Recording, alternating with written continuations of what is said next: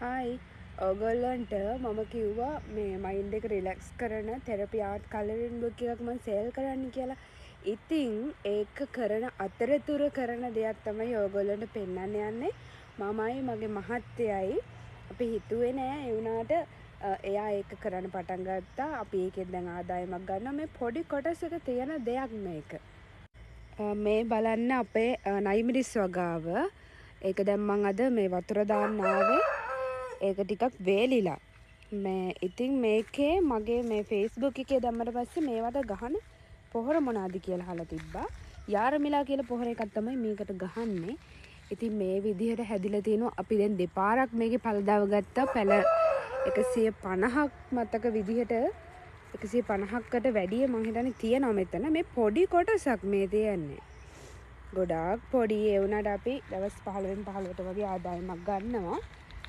අපිට ආසාවට හදපු දෙයක් ඒ වුණාට මේ වැඩේ හොඳයි කියලා හිතුණා. ඉතින් මේට කිව්වනම් අපි ආයෙත් අර ඈතින් තියෙන ටිකේ ආයෙත් හදන්න කියලා තමයි හිතාගෙන ඉන්නේ. එතකොට මේ මිරිස් වර්ගය මේවා ගැන දන්න කවුරු හරි කමෙන්ට් එකක් දාන්න.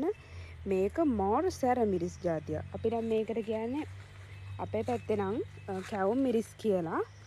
ඉතින් මේක අපි හරියටම ගොඩාක් ලොකුට විස්තර දන්නේ හැබැයි මේ වගාව මං කරන ආර්ට් එකත් එක්ක මාරම විදිහට මැචින්. ඇයි දන්නවද?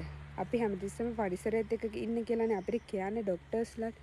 ඒ වගේම තමයි කලාවක් එක්ක ආර්ට් එකක් එක්ක ඉන්න කියන්නේ. ඉතින් ඒ ආර්ට් එකයි මෙන්න මේ වගේ වගාවකුයි මාරම විදිහට ගැලපෙනවා.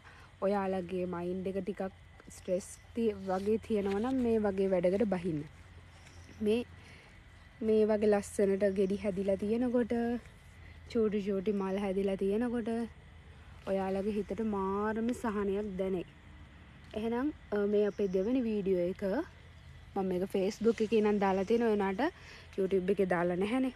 එහෙනම් තවත් වීඩියෝ එකක් කරගෙන එන්නම්. කටිටම් බයි.